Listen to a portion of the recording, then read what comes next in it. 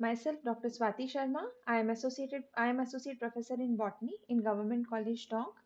और आज का हमारा टॉपिक है जनरल कैरेक्टर्स ऑफ एल्गी का सेकंड पार्ट। एल्गी में न्यूट्रिशन और रिजर्व फूड मटेरियल। एल्गी जो है वो ऑटोट्रॉफिक एल्गी है, मतलब उसमें प्रकाश संश्लेषण होता है। वो अपना भोजन स्वयं बनाती है, तो ये हायर प्लांट्स की तरह ही अपना भोजन स्वयं बनाती है। और ये सिंपल कार्बन डाइऑक्साइड, वाटर, इन इनऑर्गेनिक सब्सटेंसेस से कार्बोहाइड्रेट मैन्युफैक्चर होता है उनकी सेल्स में, और जिसको फोटोसिंथेसिस कहते हैं। फोटोसिंथेसिस फोटोसिंथेटिक पिगमेंट्स में होता है और लाइट की प्रेजेंस में होता है।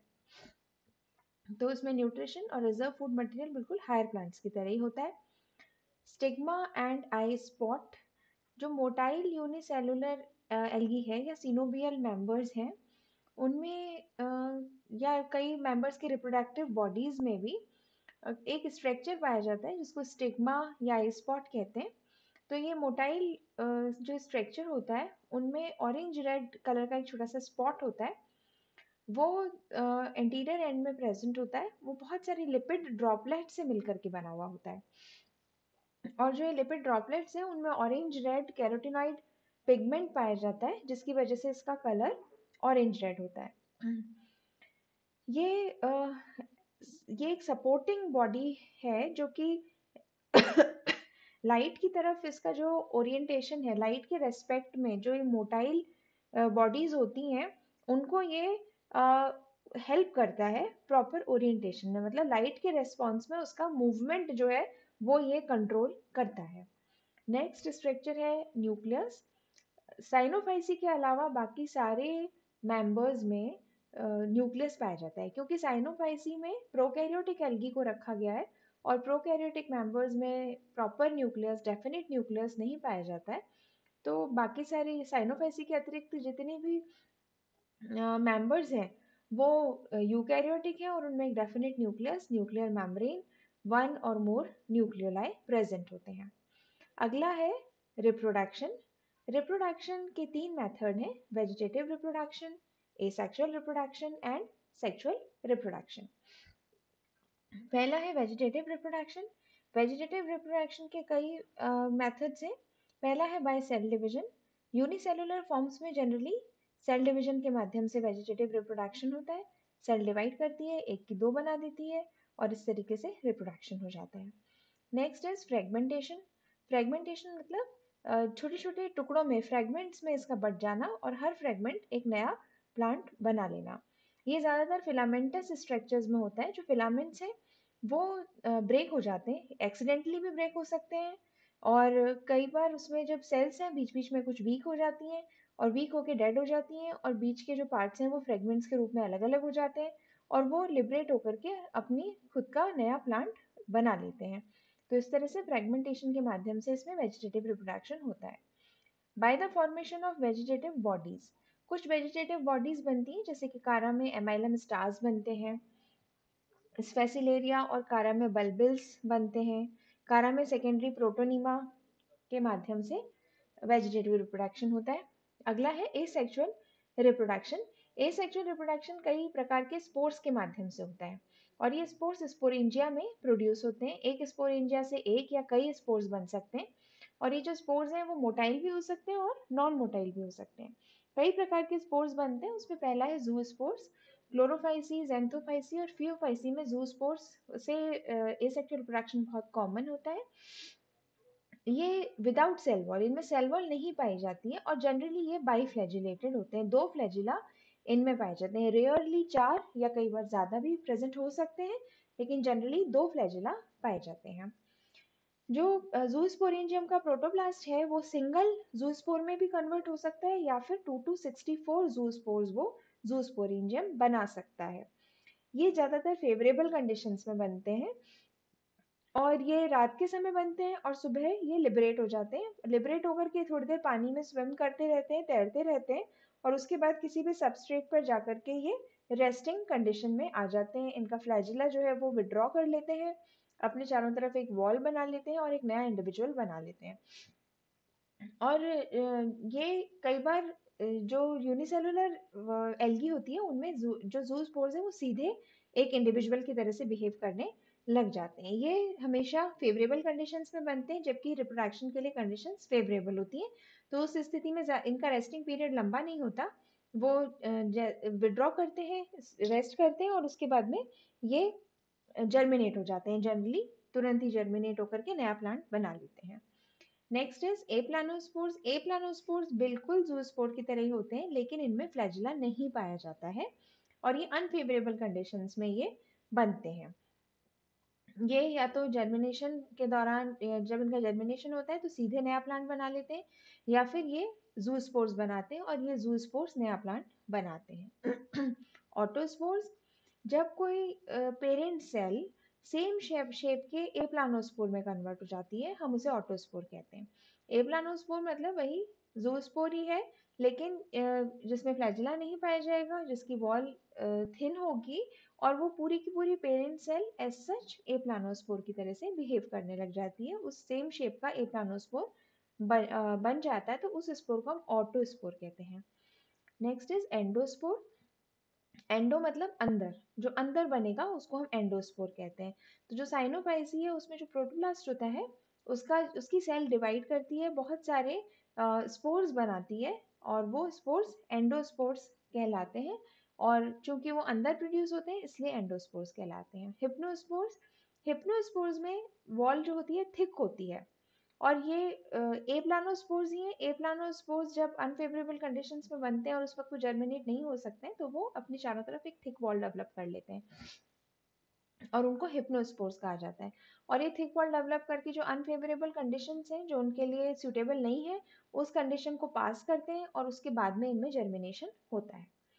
एकाइनीड्स, जो वेजिटेटिव सेल होती है वो डायरेक्टली स्पोर्स में कन्वर्ट हो जाती है। सेल एज सच एक स्पोर बना देती है, ये अपने अंदर फूड रिजर्व कर लेती है और उसकी वॉल बहुत थिक हो जाती है। क्योंकि ये अनफेवरेबल कंडीशन में बनती है तो बाकी इसकी सेल्स तो डिस्ट्रॉय हो जाती है, केवल वो सेल ही बचती है जो कि इनएक्टिव फॉर्म में पड़ी रहती है, थिक वॉल्ड होती है, अपने अंदर फूड स्टोर करा हुआ होता है तो उसके पास में भोजन की कमी नहीं होती है। ये सिंगल भी बन जाते हैं और कई बार ये चेन्स में भी बन जाते हैं और ये भी अपना जो अनफेवरेबल कंडीशन है उनको पास करने का इनका तरीका है। तो इसमें कंप्लीट सेल जो है वो पूरी की पूरी एक एकाइनीट में कन्वर्ट हो जाती है और थिक वॉल डेवलप कर लेती है, अपने अंदर फूड रिजर्व कर लेती है और जो सेल्स एकाइनीट में डेवलप नहीं होती हैं वो डिस्ट्रॉय हो जाती हैं क्योंकि ये अनफेवरेबल कंडीशंस में डेवलप होते हैं। Next is Pamela stage. Pamela stage में जो सेल है वो उसका प्रोटोप्लास्ट रिपीटेडली डिवाइड होता है, डिवाइड होकर के वो छोटी छोटी डॉटर प्रोटोप्लास्ट बना लेता है और ये लिबरेट नहीं होते बाहर, इनकी जो सेल वॉल होती है वो जिलेटिनाइज हो जाती है, जिलेटिन में कन्वर्ट हो जाती है इनकी सेल वॉल और जो पेरेंट सेल वॉल है वो भी जिलेटिन में कन्वर्ट हो जाती है। तो इस तरीके से जिलेटिन के अंदर काफी सारे प्रोटोप्लास्ट प्रेजेंट होते हैं। ये पामेला एल्गी होती है उसके जैसा दिखाई देता है, उसके जो सेल्स होते हैं पामेला एल्गी के वो भी जिलेटिन में एम्बेडेड रहते हैं और इसमें जो प्रोटोप्लास्ट होता है वो जिलेटिन में एम्बेडेड इसी प्रकार का दिखता है जैसे कि पामेला एल्गी दिखती है, इसलिए इस स्टेज का नाम होता है पामेला स्टेज। जब फेवरेबल कंडीशंस आती हैं तो ये जो इसके सेल्स हैं पामेला स्टेज के वो हर सेल जूस्पोर में कन्वर्ट मॉडिफाई हो जाता है और एक नया इंडिविजुअल बना लेता है। अगला मेथड है डॉटर सीनोबिया। जो सीनोबियल फॉर्म्स होती हैं जैसे कि वॉलवॉक्स आप पढ़ेंगे, ये आपके कोर्स में भी है, उसमें डॉटर सीनोबिया बन जाते हैं। लगातार सेल डिविजन होकर के छोटे छोटे डॉटर सीनोबिया बन जाते हैं और इन्वर्जन के माध्यम से वो पेरेंट जो सीनोबिया है उससे बाहर आ जाते हैं और नए सीनोबिया की तरह से बिहेव करने लग जाते हैं और वो उनमें इस तरीके से रिप्रोडक्शन होता है। लास्ट है इसमें सेक्सुअल रिप्रोडक्शन। सेक्सुअल रिप्रोडक्शन केवल साइनोफाइसी में नहीं पाया जाता है, बाकी सभी में सेक्सुअल रिप्रोडक्शन पाया जाता है। सेक्सुअल रिप्रोडक्शन तीन तरीके का होता है, isogamy, anisogamy and oogamy. Isogamy, iso मतलब एक जैसा, गेमी मतलब गैमीट्स, जिसमें कि जो गैमीट्स हैं वो एक प्रकार के हों, मेल और फीमेल गैमीट जो है वो बिल्कुल एक जैसे दिखाई देते हैं, उनके मॉर्फोलॉजी बिल्कुल सेम होती है और ये बहुत ही सिंपल तरीके का सेक्सुअल रिप्रोडक्शन, सबसे सिंपल तरीके का सेक्सुअल रिप्रोडक्शन होता है आइसोगेमी और मोस्ट प्रिमिटिव सेक्सुअल रिप्रोडक्शन होता है। जो दोनों गैमीट्स होते हैं वो देखने में बिल्कुल एक जैसे होते हैं, दोनों मोटाइल होते हैं, दोनों में फ्लैजिला पाया जाता है। उनका साइज शेप बिल्कुल सेम होता है, इसीलिए ऐसे गैमीट्स को आइसोगेमी कहते हैं। और इनमें हम एक को प्लस और एक को माइनस स्ट्रेन का नाम दे देते हैं और इनमें फ्यूजन होता है गैमीट्स में और जाइगोट बन जाता है। एनाइसोगेमी, एनाइसोगेमी मतलब अलग अलग तरीके के गैमीट्स होते हैं। इसमें भी दोनों गैमीट्स बाइफ्लैजिलेटेड, इसमें फ्लैजिलेटेड होते हैं, मोटाइल होते हैं, लेकिन इनकी साइज अनइक्वल होती है। जो मेल गैमीट होता है वो साइज में बहुत छोटा होता है और नंबर उसका ज़्यादा होता है और ये मोर एक्टिव होता है। और जो फीमेल गैमीट होता है, फीमेल गैमीट साइज में बड़ा, मोटाइल और लेस एक्टिव गैमीट होता है, इसलिए इसको कहते हैं एनाइसोगेमी। थर्ड टाइप है ooगेमी। इधर यहाँ पे जो दो गैमीट्स होते हैं ये गैमीटेंजिया में बनते हैं। जो मेल गैमीट बनता है जिस गैमीटेंजिया में, उसमें से एंथ्रीडिया, उसको हम एंथ्रीडिया कहते हैं, और जो फीमेल गैमीटेंजिया होता है उसको ooगोनिया कहते हैं। जो एंथ्रीडिया होता है उसमें एंथेरोजॉइड्स प्रोड्यूस होते हैं, ooगोनिया में एग प्रोड्यूस होता है। जो एंथेरोजॉइड प्रोड्यूस होते हैं वो बहुत ही साइज में छोटे होते हैं, मोटाइल होते हैं, फ्लैजिलेटेड होते हैं और नंबर उनका बहुत ज़्यादा होता है। और जो ooगोनिया में एग डेवलप होता है वो सिंगल एग डेवलप होता है। अब चूंकि वो एक सेल से सिंगल डेवलप होगा तो वो नेचुरली साइज में बड़ा होगा और नॉन मोटाइल होगा, जिसमें कि फ्लैजिला नहीं पाए जाएंगे। ये एडवांस टाइप का सेक्सुअल रिप्रोडक्शन कहलाता है। अगला है ऑल्टरनेशन ऑफ जनरेशन या पीढ़ी एकांतरण। इसमें साइनोफाइसी के अतिरिक्त बाकी सभी में ऑल्टरनेशन ऑफ जनरेशन पाए जाते हैं, क्योंकि साइनोफाइसी में सेक्सुअल रिप्रोडक्शन नहीं पाया जाता है। ऑल्टरनेशन ऑफ जनरेशन दो प्रकार का होता है, हैप्लोबायोन्टिक एंड डिप्लोबायोन्टिक। हैप्लोबायोन्टिक टाइप के सेक्सुअल ऑल्टरनेशन ऑफ जनरेशन में एक ही प्रकार के इंडिविजुअल पाए जाते हैं पूरी लाइफ साइकिल में, इसलिए ये डिस्टिंक्ट नहीं होता, हमें एकदम क्लियरली आइज से दिखाई नहीं देता है। इसमें या तो डिप्लॉयड होंगे या फिर हैप्लॉयड होंगे। हैप्लॉयड मतलब जिसमें कि n नंबर ऑफ क्रोमोसोम पाए जाए, डिप्लॉयड जिसमें कि 2n नंबर ऑफ क्रोमोसोम पाया जाए। तो हैप्लोबायोन्टिक ऑल्टरनेशन ऑफ जनरेशन दो प्रकार का होता है, हैप्लॉन्टिक हैप्लोबायोन्टिक और डिप्लॉन्टिक हैप्लोबायोन्टिक।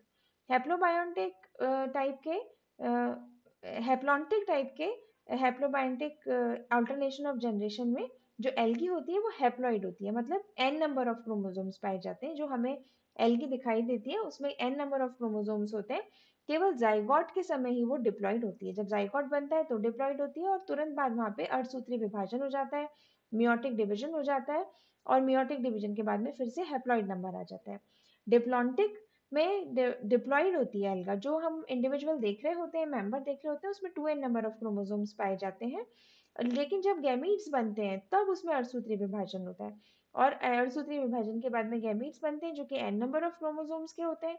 उनमें फिर से फ्यूजन हो जाता है, जाइगोट बन जाता है और जाइगोट में फिर से 2n नंबर ऑफ क्रोमोसोम्स आ जाते हैं। तो इस प्रकार से ऑल्टरनेशन ऑफ जनरेशन हो जाता है। डिप्लोबायोन्टिक में ये एल्गी जो होती है दो तरीके के इंडिविजुअल्स में पाई जाती है, हैप्लॉइड भी और डिप्लॉइड भी।